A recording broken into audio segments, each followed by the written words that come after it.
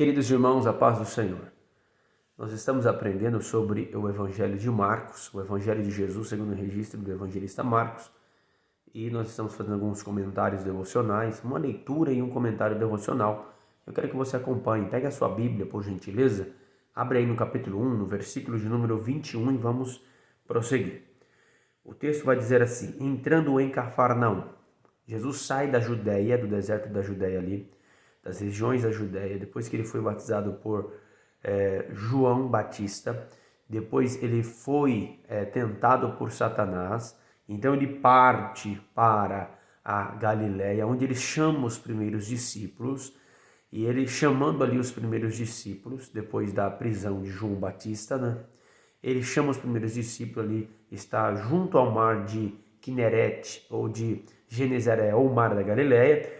Cafarnaum era uma vila de pescadores, Cafarnaum, é vila de Naum, ou seja, ali tinham várias pessoas que viviam da pesca, estavam vivendo às margens ali, foi daquelas regiões de Cafarnaum, Betsaida, onde o Senhor chama os discípulos para o seguirem, né? Os pescadores.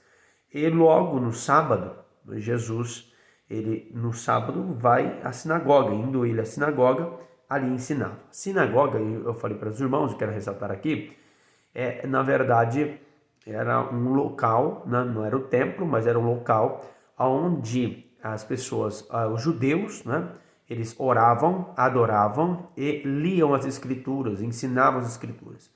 E quem que mais ensinava as escrituras aqui eram os escribas.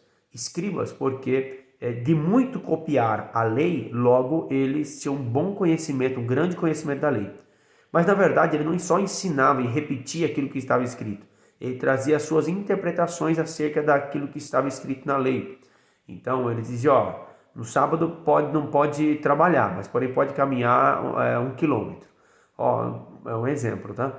Então no sábado você pode cozinhar, mas só pode cozinhar com 1 quilo ou com 500 gramas, se passar disso já é trabalho. Então eles tinham as suas interpretações, tá, acerca da lei. E aí eles citavam outros rabinos, outros escribas também. E aí Jesus chega, né, e ele ali nessa sinagoga, vale ressaltar que a sinagoga ela surgiu depois do exílio babilônico dos judeus, os 70 anos que eles estavam lá na Babilônia, então surgiu na Babilônia, porque eles não tinham templo lá.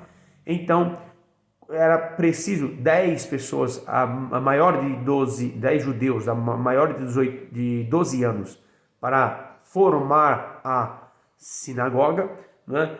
E aqui tem uma sinagoga, e lógico, tinha um ancião, um representante que era o líder dessa sinagoga. Jesus ele entra no sábado na sinagoga e ele começa a ensinar. E maravilharam-se da sua doutrina, ou seja, eles ficavam admirados pelo seu ensinamento, pela sua doutrina, porque ensinava como tendo autoridade. Então, porque Jesus começa a ensinar assim, não aquilo simplesmente está escrito na lei e a sua interpretação simplesmente, ou citando algum rabino ou algum escriba, mas ele traz a autenticidade da sua própria interpretação, fazendo uma releitura da lei. Então ele cita o Antigo Testamento e ele vai dizer assim, eu porém vos digo. Então você vai ver isso muito bem lá no Sermão da Montanha, em Mateus capítulo 5 até o 7. Então ele vai fazer a sua interpretação da lei. Ele vai dizer, eu porém vos digo. Então ele ensina como tendo autoridade, não citando fulano ou ciclano, ou ensinando a tradição simplesmente como ensinavam os escribas. E porque ele ensinava como tendo autoridade, e não como os escribas. E aí os escribas, eles ensinavam simplesmente aquilo que alguém disse, né? E também, como eu disse no outro vídeo, aquilo que a autoridade queria ouvir, né? E no versículo 23 vai dizer, e estava na sinagoga deles um homem com um espírito imundo, o qual exclamou. E é interessante notar isso aqui, porque esse homem frequentava a sinagoga, porém, mesmo frequentando a sinagoga, esse homem estava possesso. E nunca aqueles que estavam ali na sinagoga notaram que aquele homem estava possesso. Então, isso dá uma visão a nós hoje, porque Deus, nós estamos na graça, porém, há pessoas sim que estão extremamente carecendo da misericórdia, da graça de Deus, estão totalmente afundadas no pecado e até mesmo numa possessão maligna, estão na comunidade. E com a autoridade do poder do nome de Jesus, isso tem que ser exposto. E aqui ele estava tanto tempo lá, eles não tinham autoridade, ou seja, os escribas, os religiosos, porém quando Jesus chega, ele vai expor aquele que já estava há tanto tempo ali naquela sinagoga, dizendo: que temos contigo, Jesus o Nazareno. Então aqui a própria entidade maligna, o próprio demônio reconhece que Jesus é Nazareno, ou seja, reconhece a humanidade de Jesus. Vieste destruir-nos? Ou seja, a segunda pergunta é: vieste destruir-nos? E é interessante que na primeira pergunta, que temos contigo, ou seja, não temos nada a ver com o Senhor. O Senhor é totalmente oposto, antagônico a nós. Então, o que temos nós contigo é Jesus Nazareno. Isso mostra também que nós, que somos servos de Jesus, somos totalmente antagônicos àquilo que é mal. E aqui ele reconhece a humanidade de Jesus, Jesus Nazareno. Vieste destruir-nos porque ele sabe que eles estão julgados e que eles vão ser condenados. E alguns pensam que o diabo está no inferno lá, com garfo, fazendo festa e torturando os outros. Mas não, ele está correndo do inferno, porque ele sabe que ali é o destino final deles, os demônios. E o inferno não foi feito para você. O inferno, na verdade, ele foi criado para o diabo, seus anjos, seus demônios, aqueles que o compatuam ali. Porém, aqueles que rejeitam a graça de Deus, na verdade, todos os seres humanos já estavam condenados. Porém, Deus veio trazer a sua graça, a sua misericórdia, o favor imerecido de Deus, através do sacrifício vicário na cruz do Calvário, nos traz a salvação. E aqueles que rejeitam a salvação já está condenado a estar com ele no inferno. E aí o texto vai dizer: viesse nos destruir-nos, porque ele sabe, ou seja, não chegou o tempo ainda, né?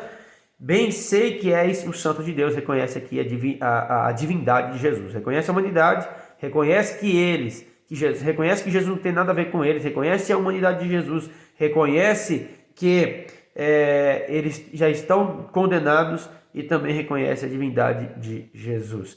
Mas Jesus o repreendeu, e repreendeu Jesus dizendo: cala-te e sai dele. Ou seja, Jesus não deu amplitude para eles falarem, para os espíritos malignos falarem, porque sabendo que Jesus, ele não dá conversa a espíritos imundos, espíritos malignos, muitos da nossa geração hoje, né? Às vezes faz entrevista com o demônio, faz entrevista com as entidades malignas, com os espíritos imundos, com os anjos caídos aí. Eles fazem essa entrevista, nessa possessão, na verdade querendo demonstrar aí uma autoridade, que como ele conhecesse, né, e soubesse muito sobre essa área. Então o espírito imundo, convulsionando, clamando com grande voz, saiu dele. Ou seja, sob a autoridade de Jesus, autoridade no deserto para vencer as tentações, autoridade ao chamar homens, discípulos, né, esses homens para serem os seus seguidores, e esses homens deixar tudo e seguir, autoridade para ensinar, para pregar, e autoridade para ordenar aos espíritos imundos que eles saiam. E clamando com grande voz, saiu dele. E todos se admiraram, todos ficaram boquiabertos, admirados, né? E ficaram admirados ao ponto de perguntar entre si, dizendo: que é isto? Que nova doutrina é esta? Pois com autoridade ordena aos espíritos imundos e eles lhe obedecem. Ou seja, ele tem domínio. Porque quando ele recebeu o Espírito Santo do batismo, ele sai para o deserto, você vai observar que ele vence as tentações, vence o diabo, e ali ele domina as feras, controla ali, estava entre as feras e nada aconteceu a ele. Você vai observar que ele sai, chama os discípulos, eles obedecem, eles vão seguir, ele vem e agora está na sinagoga ensinando com autoridade, com poder, não como os escribas. Ele também agora expulsa esse espírito maligno, mostrando sua autoridade contra os espíritos imundos. E logo correu a sua fama por toda a província da Galileia. Aquilo que Jesus não queria que eles fizessem, aquilo que Jesus não queria que eles fizessem, e logo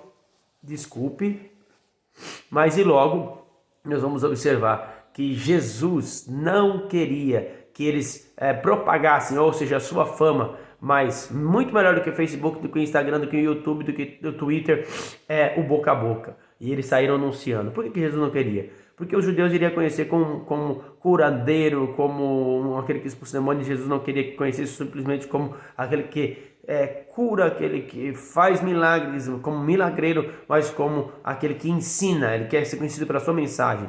E a mensagem dele é: arrependa-se, creia no Evangelho.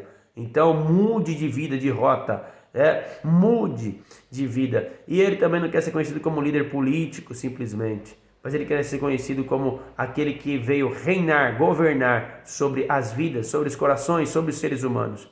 A lição que nós podemos deixar é que a tua vida esteja ocupada pelo Espírito Santo de Deus, não esteja vazia para ser ocupada pelos espíritos malignos. E cuidado, porque não é só porque você vai para a igreja, não é só porque você está lá na igreja, não é só porque você é um filho de crente, não é só porque você pensa que faz alguma coisa ali, você não pode, dentro da comunidade cristã, que você não pode viver isso, né? Passar por isso. Esse aqui estava dentro da sinagoga e estava possesso de um espírito maligno, e qual estava escondido, e quando Jesus chegou, ele foi exposto. Então cuidado, e seja ocupado pelo Espírito Santo de Deus, tá? Não viva uma vida de iniquidade, de pecado, porque você pode acontecer que o Espírito se retire de você. Não resista ao Espírito Santo, não resista a Deus. Cuidado para que a tua casa esteja ocupada com o Espírito Santo de Deus, zele dela para a glória do nome do Senhor. Deus abençoe a sua vida em nome de Jesus.